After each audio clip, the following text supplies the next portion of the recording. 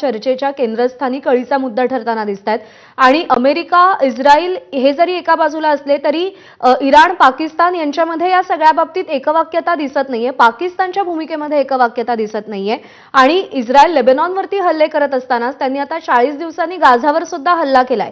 त्यामुळे Israel back of the curtain मधून ज्या भूमिका घेताना आपल्याला सध्या दिसतंय त्याचा या चर्चेवरती कसा परिणाम होऊ शकतो? इस्रायल आणि पाकिस्तानपेक्षा पाकिस्तान आणि इराण मधली जी पार्श्वभूमी ती समजून घ्यायला पाहिजे. यामध्ये पाकिस्तानमध्येच ही चर्चा का आणि पाकिस्तान या चर्चेसाठी इतका उतावळा का झाला होता हे जाणून घ्यायला लागेल. तर इराण आणि पाकिस्तानची जवळजवळ 900 किलोमीटरची सीमा हे एकमेकांसोबत ते लोक शेअर करतात. त्यामुळे पाकिस्तानला जी सगळ्यात मोठी भीती होती, अमेरिकेने जर उद्या इराणमध्ये सैन्य घुसवलं तर पाकिस्तानमध्ये मोठ्या प्रमाणात रेफ्युजी क्रायसिस होतील. इराणमधली जनता ही पाकिस्तानात आश्रयाला येईल आणि जसं अफगाणिस्तानातून बऱ्याच लोकांनी पाकिस्तानमध्ये आश्रय घेतला तसं इराणमधून येईल. आणि हीच भीती, याच्याही पुढची भीती जी होती आता पाकिस्तानला, जर शिया मुस्लिम लोकांनी जर पाकिस्तानात आश्रय घेतला तर इराण यांचा उपयोग हिजबुल्ला सारखी एक पॉलिटिकल शिया आयडेंटिटी पाकिस्तानात क्रिएट करेल आणि जी येणाऱ्या 10-5 वर्षामध्ये पाकिस्तानच्या राजकारणात एक चॅलेंजिंग फोर्स ठरू शकते.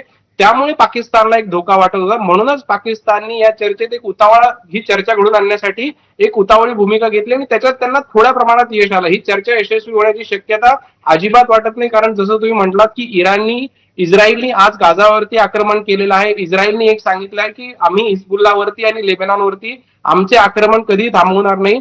जर इस्रायलनी आज जरी इस्रायलचे अमेरिकेतले जे राजदूत आहेत त्यांनी सांगितलं की आम्ही फक्त हे हिजबुल्ला पुरते मर्यादित ठेवू, पण हिजबुल्ला हे काय आता एक रिबेल किंवा दहशतवादी संघटन नसून ती एक पॉलिटिकल आयडेंटिटी आहे. हिजबुल्ला स्वतःला लेबनॉनमध्ये पॉलिटिकल आयडेंटिटी म्हणून ऑपरेट करतं आणि त्या निमित्ताने इस्रायलचे लेबनॉनवरचे हल्ले हे कायम राहतील. त्यामुळे याचा जो बेस आहे हिजबुल्ला, लेबनॉन आणि इस्रायल या संपूर्ण चर्चेतून कुठेतरी बाजूला पडलेला आहे. त्यामुळेच येणाऱ्या काळात इस्रायल या चर्चेतून अलिप्त राहणं हाच या चर्चेचा, द्विपक्षीय चर्चेला मोठा चॅलेंज करणार आहे. इस्रायल अमेरिकेचं किती ऐकेल येणाऱ्या काळात आणि ही शस्त्रसंधी किती यशस्वी होईल हेच याच्या पुढचे मोठे प्रश्नचिन्ह आहे.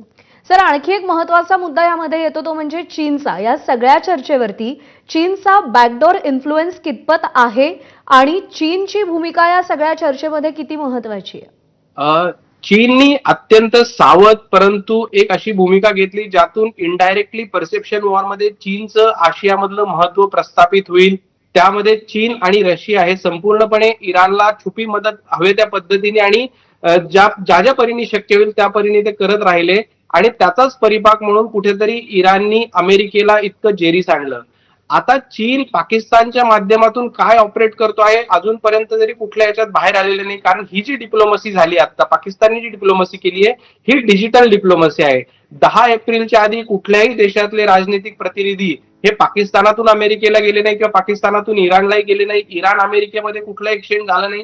त्यामुळे हे जे काही घटनाक्रम घडला हा डिजिटल डिप्लोमसीवरती घडलेला आहे, वेगवेगळ्या संदेश माध्यमातून घडलेला आहे. त्यामुळे चीनचा आता तरी या चर्चेमध्ये किती सहभाग आहे किंवा चीन पाकिस्तानच्या माध्यमातून काय इन्फ्लुएन्स करू शकतो हे जरी पुढे आलं नसेल तरी चीनने पाकिस्तानच्या माध्यमातून स्वतःचे इंटरेस्ट प्रोटेक्ट करण्यासाठी सर्वतोपरी प्रयत्न केले असतील याच्यात कुठले वाद नाही.